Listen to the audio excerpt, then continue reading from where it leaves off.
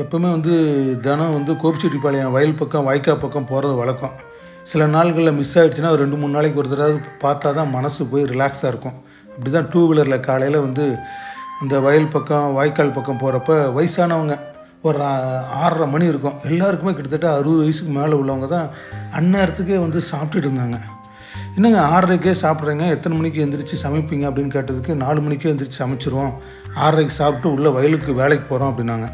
அப்படி சாப்பிட்டு முடித்தவங்க ஒரு அம்மா என்ன பண்ணுச்சுன்னா ஃபுல்லாண்டு போட்டிருந்தது, ஃபுல்லாண்டு கையை கீழே இறக்கி விட்டு அது ஒரு சணலோடு அந்த துணியை கையோடு சேர்த்து ஃபுல்லாண்டு அவராமல் இருக்கிறதுக்கு கட்டிகிட்டு இருந்தது.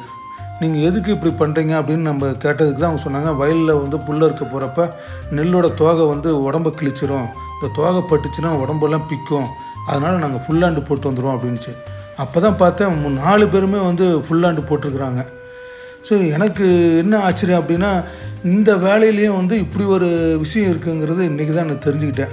இன்னொரு அம்மாவும் இந்த ஃபுல்லாண்டை நூல் எடுத்து அப்படியே கட்டிகிட்டு இருந்தது. இதெல்லாம் யாரோட சட்டை அப்படின்னு கேட்குறப்ப வீட்டில் இருக்கிறவங்க அவங்களோட சட்டை இல்லை பசங்களோட சட்டையை இப்படி பர்மனெண்ட்டாக வச்சுக்குவாங்களாமா. இந்த மாதிரி இந்த புல்ல இருக்கிற வேலைக்கு வர்றப்ப இப்படி ஃபுல்லாண்டு போட்டு தான் இப்படி வருவாங்களாமா. அதுவும் கயிறு கட்டிக்கிட்டு தான் வயலுக்குள்ளே இறங்குவாங்களாமா.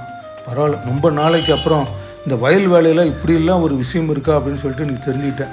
சரின்ட்டு அவங்க வயலுக்குள்ளே போகிறதே அப்படி நின்று நடந்து பார்த்துட்டு இருந்தேன்.